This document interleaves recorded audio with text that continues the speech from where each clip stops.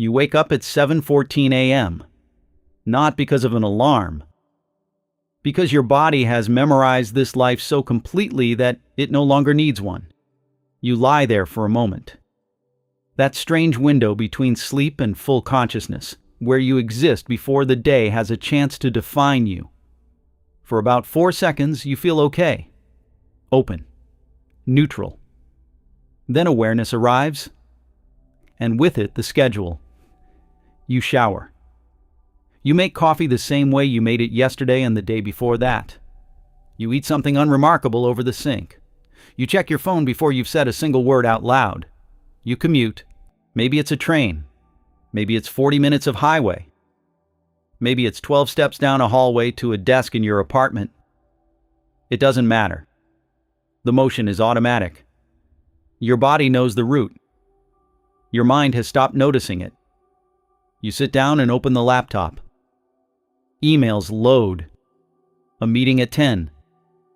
A follow-up you forgot. A Slack notification from someone you will never actually speak to. You click through it all with a kind of calm efficiency that, from the outside, looks exactly like competence. And objectively, this life is fine. You have to admit that. The bills get paid. Nobody's worried about you. Your apartment is clean enough. You have a job title that means something to people at dinner parties, even if it means nothing to you at 11 p.m. on a Tuesday. From the outside, you have it together. That's what makes this so hard to explain. It starts small. It almost always does. You're sitting in a meeting. A long one. The kind where someone shares a screen and walks through slides that could have been an email. And you notice your mind has left the room entirely.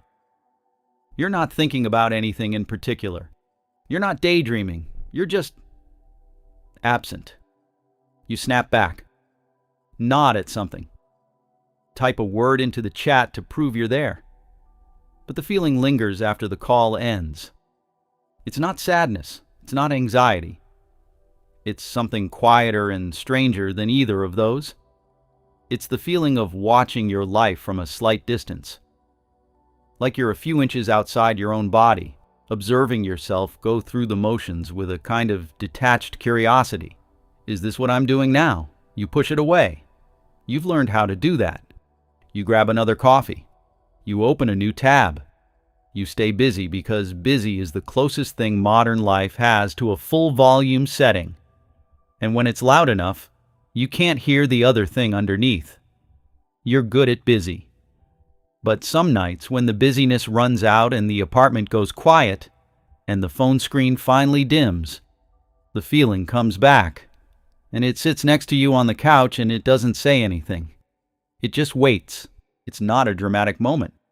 That's the cruelest part. It's a Tuesday. Or a Thursday.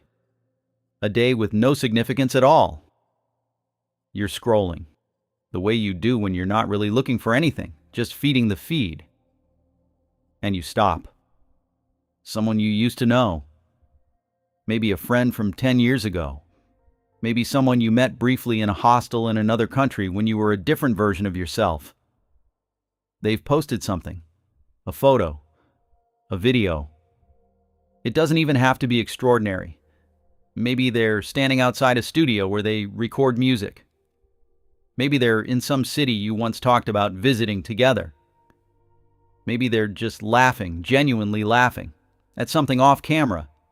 And there's dirt on their hands, and they look tired in the alive way, not the hollow way.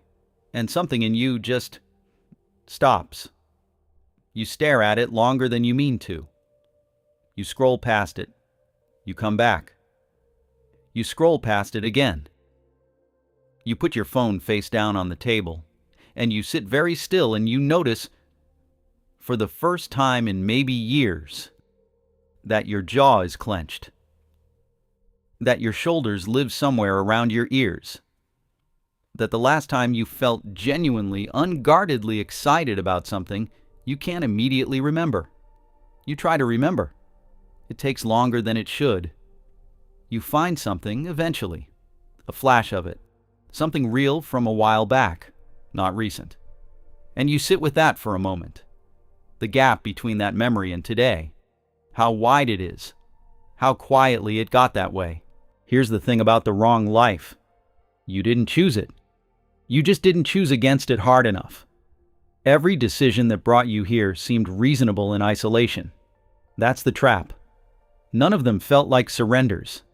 They felt like maturity, like pragmatism, like what adults do. You took the safer job because the other option was uncertain. And uncertainty is genuinely frightening when rent is real. You stayed in the city because leaving would have meant starting over. And starting over at that age felt embarrassing somehow. You let the creative project sit for 1 month, then 2, then you stopped counting. You said yes to the thing you were good at instead of the thing you wanted to get good at. And each time you told yourself, later. Later when things are more settled. Later when I have more money, more time, more courage.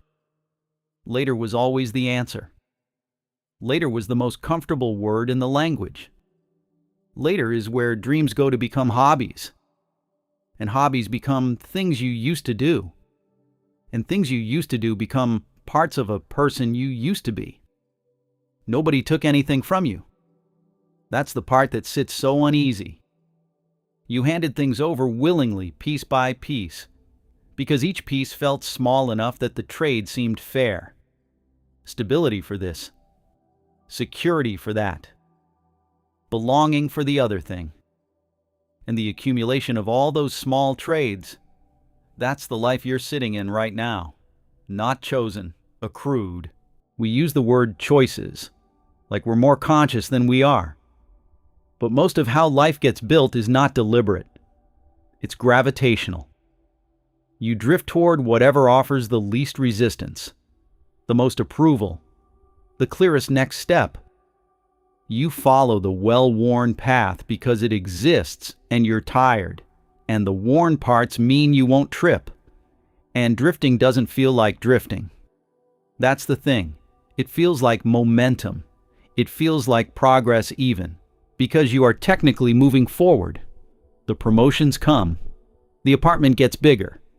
The LinkedIn profile gets more impressive. The external markers accumulate. But internally, something has been held very still. The version of you that had a direction they'd chosen consciously. The one with the idea, the dream, the thing that made you slightly nervous and fully alive. That version got quieter and quieter as the drift got louder. You told yourself you'd come back to it. You marked it in a mental folder called Someday. But someday is not a date on the calendar. You can't schedule it. It doesn't show up in your inbox. And the years have this terrible quality. They move slowly in days and shockingly fast in decades. You blink and it's been 3 years since you thought seriously about the thing.